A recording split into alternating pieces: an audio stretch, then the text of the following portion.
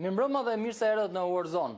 Sonte analizojmë përballjen SBA-Iran në planin ushtarak, në një moment kur tensionet janë rritur ndjeshëm dhe të dyja palët përforcojnë praninë e tyre dhe kapacitetet luftarake në rajon. Paralelisht në Abu Dhabi po zhvillohen bisedime tripaqe mes SBA-s, Rusisë dhe Ukrainës, të fokusuar në gjetjen e rrugëve drejt uljes së tensioneve dhe avancimit të negociatave për luftën në Ukrainë. Për këtë dhe të tjera do të flasim sonte në mbrëmje me profesorin Xhavid Shala. Profesor, mirëmbrëma. Mirëmbrëma.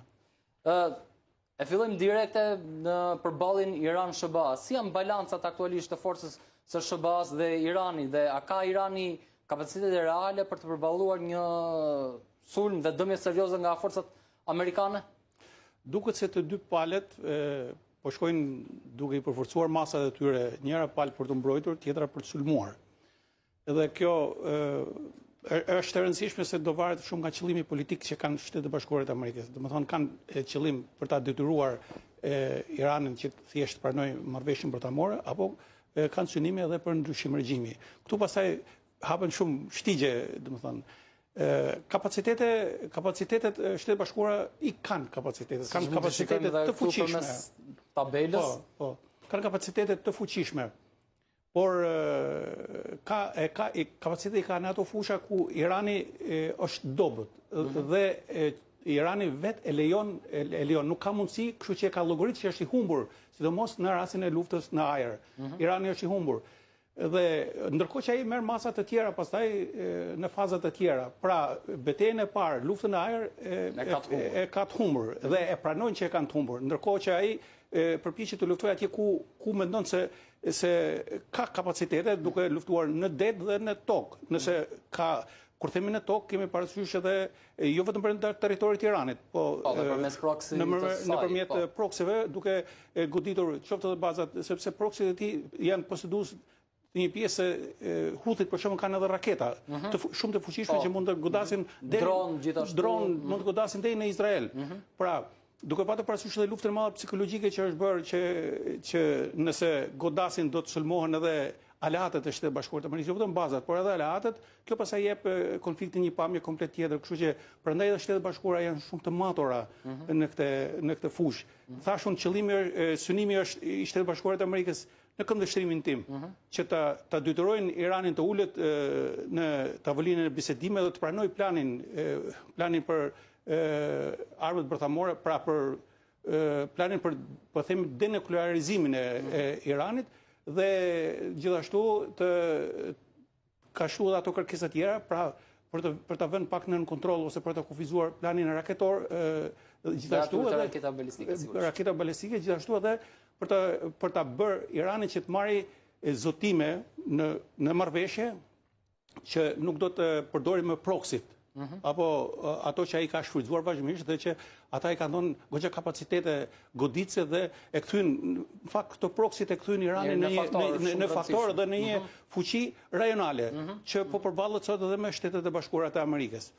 Sa e rëndësishme do jetë doktrina e Iranit në luftën asimetrike kundër një fuqie siç është Shtetet e Bashkuara të Amerikës. Dhe siç e thatë ju, Irani është bazuar shumë në proksit e veta këto vite, por sa efektiv do ishte edhe arsenali balistik i raketave balistike dhe ai dronëve përballë një superfuqie si Shtetet e Bashkuara?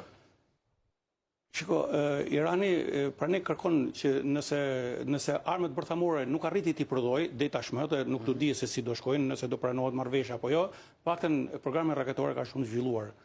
Ishte në bazë të këtij prodhimi të raketave të tyre, ata arritën që pavarësisht se Izraeli në luftën 12 ditore, Izraeli ka patur atë mbrojtjen që dim gjithë atë mbrojtjen e shumë shtrësore, aerodomin me Aro 2, Aro 3, shumë shtrësore, domethënë, dhe megjithatë raketat balistike arritën dhe e qanë këtë. Sigurisht sepse dhe sistemi nuk është 100%. Nuk është 100%, plus asaj sot kanë dalë këto taktikat që dishon 100-200 dronë fillim që e lodh sistemin dhe bëhet koordinimi siç po bëjnë edhe Ukraina si në Rusi edhe rusët në Ukrainë. Pra është e njëjtë, pra janë format moderne tashmë që dikur as nuk i mendon të kush këto. Kështu që lufta në doktrina asimetrike është vetë shtylla kurrizore e Iranit. Nuk në këto vite, me 20 vjet që ka pas sanksione ose edhe më shumë, Irani nuk do kishte rezistuar, do të në fund fare do ishte një jo fuqi, po do të ishte një shtet i lodhur. Me gjithë këto sanksione, me gjithë këto gjëra, do të kishte qenë i bllokuar edhe nga fqinjet e tjera, por duke ndjekur këtë pra duke patur asimetrin si armë të veten, si doktrinë të veten, ata i bën që edhe fqinjet të kenë kujdes në marrëdhënie në marrëdhënie me Iranin, pra fqinjet të ftojnë Shtetet Bashkuara të Amerikës për të mbrojtur nga Irani, por jo për të luftuar Shtetet Bashkuara të Amerikës kundër Iranit, nëse nuk është arsyeja e këtyre. Dhe këtë po bëjnë sot, këta pothuajse asnjëri nuk i ka dhënë vizën që nga territori i tyre të përdoret të bëhet goditja e Iranit. Pse? Sepse nesër Trumpi ikën, nesër Shtetet Bashkuara realizuan qëllim strategjik, shteti një letatje, kështu që pasaj do t'i kalojnë brezave. Ashtu si shta Ali Khamenei që do ketë jashtëzakonisht kështu që kjo bëri që ti rezistoj edhe mund të rezistoj edhe gjatë momenteve të luftës, pra, sepse kjo luftë Trumpi nuk besoi dhe është në doktrinën e tij që ai nuk kërkon edhe në filozofinë e tij nuk kërkon luftë zgjatur, nuk kërkon më të humbas ushtar. Pra ai do të bëjë një aksion blitz, siç është mësuar me këto, siç bëri atë maksimumi atë 12 ditore ose mund ta bëjë diçka më tepër, një luftë ajrore jo toksore që mund të ngelen trupat e tjerë. Ai don që për 1 orë, 2 orë, 3 orë të bëhet operacioni, të kthehen forcat, të bëhet inventari, jemi në rregull. Dhe në fund bëhet edhe të efektiviteti i operacionit, por çfarë doli, siç doli edhe me rastin e Madurës. Pra nuk besoj se ai do të synojë përdorimin trupave toksore, as nuk diskutohet një. Ne kam të radhës faktikisht, por desha të ndalishim pak tek dominimi ajror i amerikanëve. Do mjaftoj kjo pikërisht ky dominim ajror i Shtetet Bashkuara të Amerikës, mund ta shohim edhe pak grafikisht përmes wallit ton, se si forcat amerikane janë dislokuar deri më tani në rajonin e lindjes mesme. Kemi një dislokim jashtëzakonisht shumë të madh, janë dislokuar avion transportues të karburantit C-17-ën, disa C-130 gjithashtu që janë versionit dhe transportues, por dhe goditës. Kemi përsëri tankerat fluturues KC-135, avionët B-1 Lancet të vendosur në bazën e Ramstein, pasi edhe aty mund të lëshohen prej asaj baze. Kemi avionët A-10 Thunderhawk të vendosur gjithashtu në Salti. Pastaj gjithashtu janë vendosur dhe avionët F-35 dhe ato F-16, si dhe mbi të gjitha dhe grup luftimi me Abraham Lincoln që dominon. Për ta më ka një përqendrim të tillë forcas që besoj se edhe në konfliktin... Dhe një 3.000 ushtar parashikohesh që ishte kontingjenti... Jo, po flasim nga qielli, domethënë rrezik edhe në luftën kundër Irakut që ndodhi, nuk besoj se ka pas kaq përqendrim ajror, sepse atëherë ishte ndërhyrja toksore, pastaj ishin rreth 200.000 ushtarë që bën ndërhyrje toksore. Po për këtë mund të them që shiko, Irani është i humbur në ajër dhe ai e pranon këtë. Ndërsa Shtetet Bashkuara të Amerikës e kontrollojnë ajrin, edhe ajrin arriti ta kontrollojë edhe Izraeli vet. Pra, pse? Sepse Shtetet Bashkuara e kanë pjesë Irani ka pjesë të strategjisë tyre, domethënë në mënyrë që ajrin e ka kundërshtari, atëherë çfarë macash do marrësh ti në tokë? E para janë fshehja e gjithë sistemeve të detektimit, dhe gjithashtu sistemeve raketore, të lëshuesve, gjitha, dhe ata arritën larguan, pse nuk u dha asnjë informacion sa avion iranian janë rrëzuar, sepse ata nuk u ngritën fare, ose u ngritën dhe u larguan në përbaza tjera që ishin jashtë vëmendjes ose larg objekteve bërthamore. Pra, në këtë këndvështrim nga ajrin e zotojnë Shtetet Bashkuara të Amerikës, por lufta nuk vendoset në ajër. Dhe pikërisht do të dalim këtu. A do ishte i mundur një zbarkim amerikan në Iran, ashtu siç bëri në Irak, apo do kishte shumë humbje? Unë do ta quaja vetvrasje. Domethënë një gabim strategjik, edhe nuk besoj Trumpi nuk e bën kurrë atë gabim. Pse? Irani nuk është Iraku. Iraku pat një ushtri të fuqishme, por një ushtri që u dorëzuar shpejt. Jo një ushtri me lidhje ideologjike me regjimin. Irani ka një ushtri që ka lidhje ideologjike me regjimin. ose trupat e gardës e tjerë që janë mbrojtësit e regjimit, pra garda revolucionare. Pra nuk është një lloj ushtria aty me ushtrinë irakene. E para territori është komplet ndryshe, ky është territor malor etj, kurse atje ishte më pak i janë dhe një shtet krenar se s'kanë qenë kurrë të pushtuar. Absolutisht nuk kanë qenë kurrë të pushtuar, kanë pushtuar të tjerë, ka qenë perandori, ka qenë mund të them që i përket një qytetërimi thujse të veçantë, domethënë ata nuk janë as arab, nuk janë as europian, nuk janë as aziatik, hajde gje, domethënë janë shumë interesant domethënë. Edhe ata janë një krenar për origjinën e tyre dhe është vërtet, popull me shumë kulturë, po dihet ajo, po një regjim që ra në sundimin e një kaste fanatikësh, ajo e dëmtoi shumë, jashtëzakonisht shumë reputacionin dhe të tashmen dhe të ardhmen e popullit iranian, por besoj se tashmë edhe iranianët vetë po e kuptojnë këtë dhe nëse ndërhyrja ushtarake nuk mund të bëhet kurrë, atë mund ta argëzoj vetëm lëvizja nga poshtë. Ajo që filloi. Po me sa duket edhe Shtetet Bashkuara të Amerikës nuk kanë nuk duan të traziren rajon. Nuk duan të, sepse kjo, jo në aspektin, po në aspektin e nxitjes së luftës, jo të luftës, po të revoltës brenda, nuk e kanë këtë interes. Shtetet Bashkuara të Amerikës, sidomos Trumpi është shumë pragmatist. Trumpi don marrëveshjen, nëse arrin në të trija akoma më mirë, nëse nuk arrin me të trija paktën marrëveshjen bërthamore, dhe kaq do t'i mbetet, domethënë, shfryzimi i lëvizjes popullore do t'i duhet sa për të kërcënuar regjimin. Dhe regjimi sot është në pikën e tij më dobët, domethënë, është në pikën më dobët. Kështu që është opsion i pamundur e them ndërhyrja ushtarake. Herë nuk ka nga përveç se pjesës nga deti, po edhe aty kanë krah, po ta shohësh hartën, kanë krah Yemenin dhe Huthit nga mas shpine, kurse është rrethuar nga shtete që nuk ja lëshojnë, nuk ja japin territor, vetëm nëse për ta bokte, për të hyrë në forcat toksore do t'i duhet që pushtojnë në shikojmë në hartë. Po, e kupton, nëse do të hynte vetëm në këtë zonë këtu. Vetëm këto zonë këtu, apo ka Yemenin, ka Huthit, të cilët mund të shkaktojnë dëme. Mund të shkaktojnë dëme. Absolutisht. Domethënë janë mund të shuhen forca operacionale të Iranit për ditë vështira, domethënë, dhe nuk duhet të harrojmë që gjithë këto do vinë lëvizje pastaj. Nëse në luftën 12 dhjetor nuk ata heshten, duket ishte dakordësia e Iranit që mund ta përballonte vetë atë situatë, se edhe ata kishin bërë një strategji të tyre. Këtu problemi ishte se në atë luftën 12 dhjetore ose në regjimi po mos i rezistonte 48 orëve të para, mund të kishim ndryshim regjimi. Por ai desa i rezistoi 48 orëve të para. Nuk është hera parë që Irani përballet. Po, dhe pastaj ata morën situatën në kontroll. Këtu, sekundër mas, Irani mund të bllokojë dhe ngushticën e Hormuzit? Absolutisht, është një nga asetet e asaj dhe ngushtica e Hormuzit shkakton tronditje botërore. Kalon 20% e naftës dhe në zonën e Gjirit 40% e furnizimeve botërore me naftë. Dhe në këto kushte, domethënë çdo lëvizje ne po flitshim shpar që domethënë bursa më njëherë e ndjeu, ata e ndjejnë si thashë them, jo më tjetë vërtet domethënë. Sigurisht.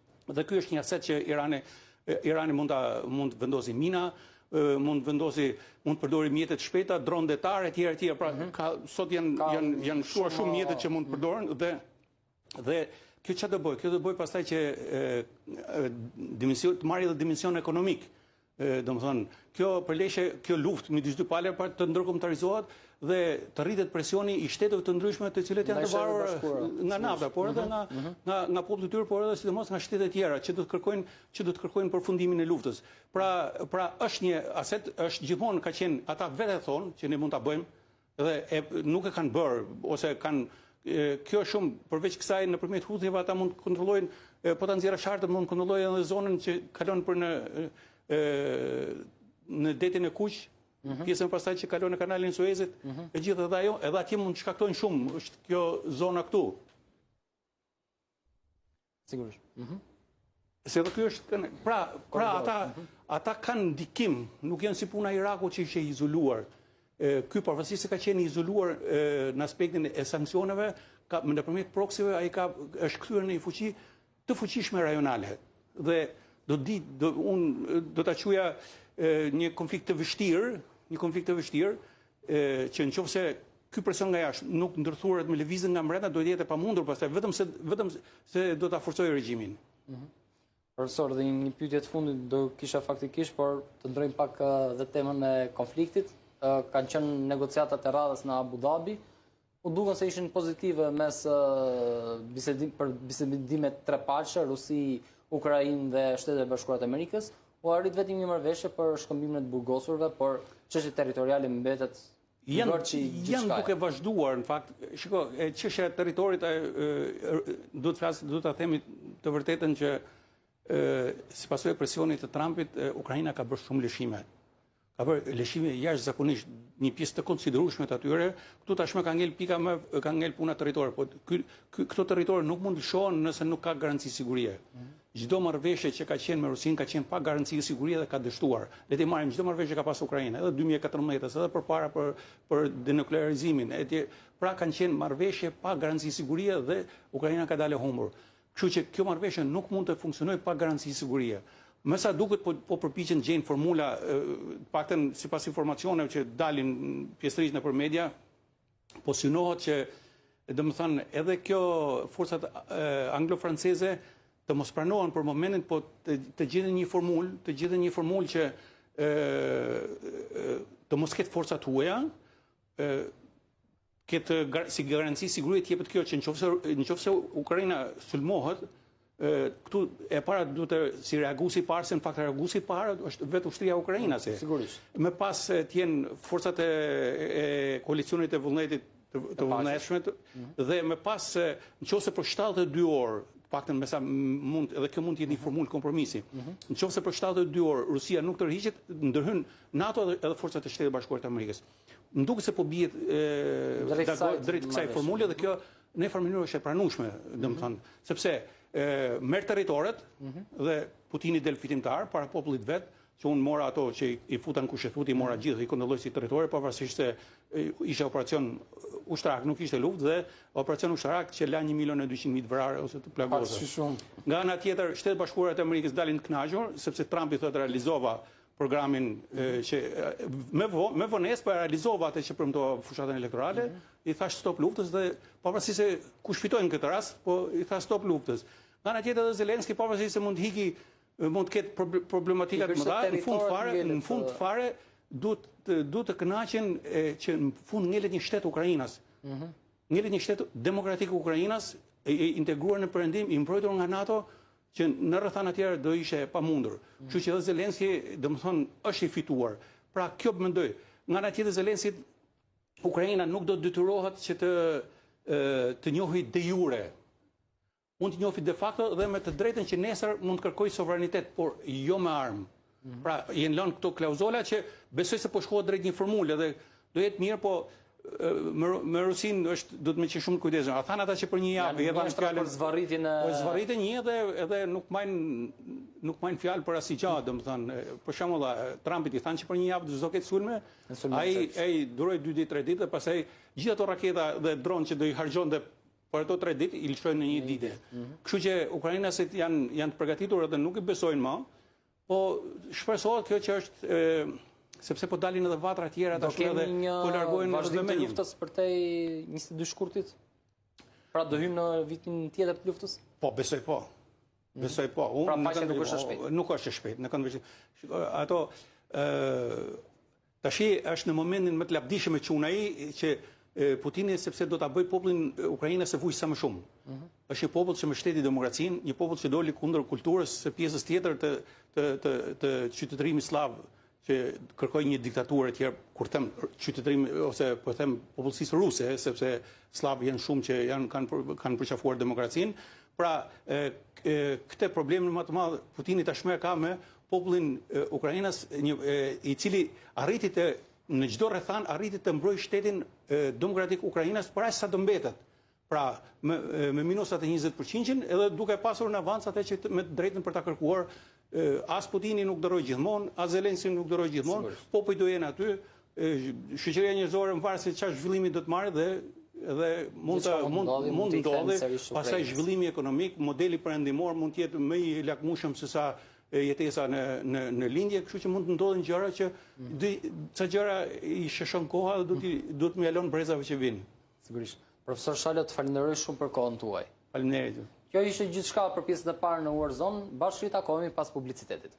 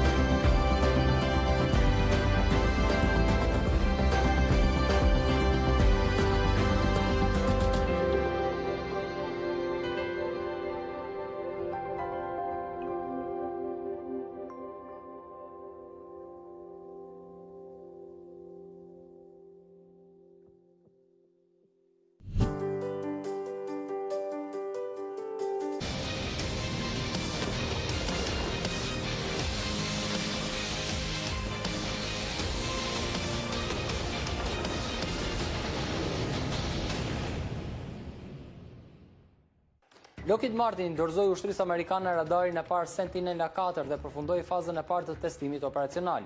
Ky hap është i rëndësishëm sepse radari me mbulin 360 gradë rrit aftësi për zbulimin e hershëm të raketave krujt, dronëve dhe kërcënimeve kibernetike.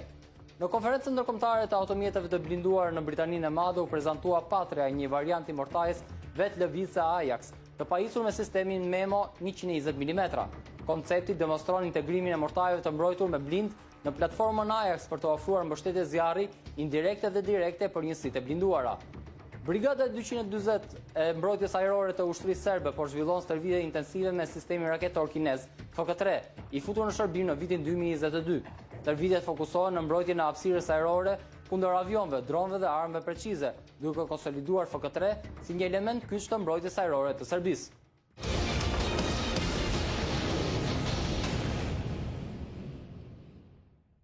Rikthehemi në pjesën e dytë të Warzone, të cilën si gjithmonë ja kemi dedikuar industrisë ushtarake. Sot do të flasim për një nga kompanitë më të rëndësishme izraelite, e cila është Elbit, dhe e njohim të gjithë tashmë pasi do të investojë edhe në Shqipëri në prodhimin e dronëve kamikaz, mortajeve, por dhe të artillerisë vetlëvizëse.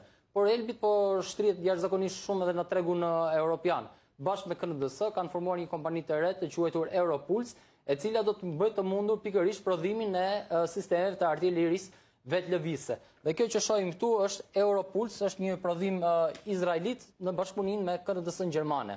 Përmes këtij projekti, Elbit synon që të kapi tregun europian, duke qenë se Gjermania ka një investim jashtëzakonisht shumë të madh për sa i përket fushës së mbrojtjes në vitet e fundit, dhe tashmë do jetë dhe një qendër për të bërë shpërndarjen pikërisht të këtij sistemi artillerie vetlëvizëse, pra me raketa.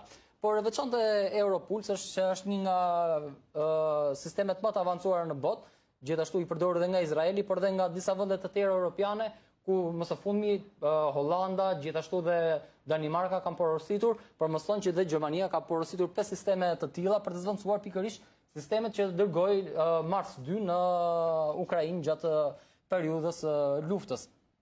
Por të ndalemi pak më shumë se çfarë është Europuls. Europuls është një sistem AVL, pra artillerisë vetëlëvizëse, i pajisur me 2 kanistra, secila nga kanistrat mban 4 raketa. E veçanta e kësaj është se është përmban një nga armatimet më të mëdha dhe arrin të kombinojnë në mënyrë perfekte disa lloj armatimesh. Është e pajisur me raketat nga 35 deri në 300 kilometra distancë.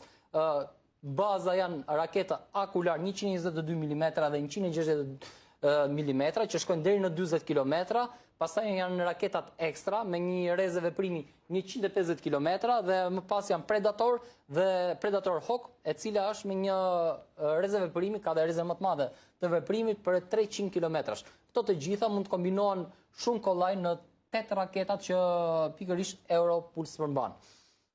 Gabimi që Europuls mund të ketë, pra raketat e Europuls mund të kenë, është vetëm 10 metra. Pra është një sistem jashtëzakonisht shumë i saktë. Gjermania ndërkohë synon që bashkë me raketat që ishin Predator Hawk, që kanë një reze prej 300 km, ajo të arriti pajisi këto lloj sistemash dhe me raketat super inteligjente, siç janë të prodhuara nga MBDA-ja, Joint Fire Support Missile, të cilat janë raketat të cilat mund të kapin një distancë deri në 500 km. Pra kanë një reze veprimi jashtëzakonisht shumë të madhe. Europuls, siç thash, ka një reze veprimi nga 35 deri në 300 km, por e veçanta është duke kombinuar të gjitha këto lloj armatimesh, ajo mund të bëjë goditje të shpejta, pra ofron goditje të shpejtë ndaj objektiveve të afërt dhe të vegjël, arrin të godasi zjarrin e baterive kundërshtare, gjithashtu dhe mbi të gjitha mund të godasi dhe në largësi me armët e saj siç është Predator Hawk me një reze veprim për 300 km ose raketa e MBDA Joint Fire Support. Arma tjetër të cilën desha të ndërleshim mbrëmjen e sotme është Abu Mahdi. Duke qenë se konflikti në Iran është jashtëzakonisht shumë i ndezur mes Shtetit Bashkuar të Amerikës dhe Iranit, dim që ushtria iraniane për qëndrimin më të madh dhe avancimin më të madh teknologjik të saj e ka pikërisht në raketa balistike, ato cruise, gjithashtu dhe në dron. Kjo që shohim këtu është raketa Abu Mahdi dhe sipas ekspertëve ka një reze veprimi deri në 1000 km. Është një raketë që mund të lëshohet nga të gjitha platformat, lëshohet nga ajri, toka dhe deti. Objektivi i saj kryesor është shkatrimi i anijeve kundërshtare. Por fal rrezës së saj veprimi prej 1000 km, për shumë ekspert, kjo mund t'i vërë në rrezik edhe flotën amerikane dhe sidomos dhe grup sulmin e Abraham Lincoln. Duke qenë se është një raketë me këtë rrezë jashtëzakonisht shumë të madhe veprimi 1000 km, kjo mund të vendoset edhe brenda territorit iranian, për të mos i dhënë shumë mundësi Shtetet Bashkuara për ta goditur. Megjithatë, Shtetet Bashkuara të Amerikës kanë treguar që shumë pak sisteme mund t'i bëjmë ballë avionëve F-35 dhe F-22, të cilët tashmë kanë mbërritur në lindjen e mesme dhe janë gati për të sulmuar. Gjithashtu, shpejtësia e Abu Mahdit ka një shpejtësi cruise, nuk e ka shumë të madhe, ka në një Mach faktikisht shpejtësinë, e ka rreth 700 km/h, por e veçanta e saj është që është një raketë që fluturimin e saj e nis në kuota shumë të larta dhe në fazën terminale të saj arrin të fluturojë deri në një lartësi rreth 50 metra nga lartësia e detit. Kjo i jep një avantazh shumë të madh ndaj nga mbrojtja nga radarët, nga sistemet të tjera mbrojtëse kundërshtare, por dhe nga lufta kibernetike. Përmasat e raketës Abu Mahdi janë jashtëzakonisht shumë të mëdha, është një raketë që është gati 6 metra e gjatë dhe ka një diametër rreth 310 cm. Pra është një raketë me përmasa jashtëzakonisht shumë të mëdha. Ndërkohë, koka luftarake e saj parashikohet të jetë deri në 410 kg, pra ka një mushë konvencionale sigurisht, në varësi të misionit, mund të jetë edhe cluster munition ose me high explosive, me eksploziv të lartë. Gjithashtu është e pajisur edhe me sisteme kundër bllokimit të valve dhe mendohet se është pikërisht një nga armët dhe raketat kryesore të flotës dhe ushtrisë iraniane. Kjo është gjithçka për mbrëmjen e sotme në Warzone. Bashkë takohemi javën e ardhshme. Natë mirë.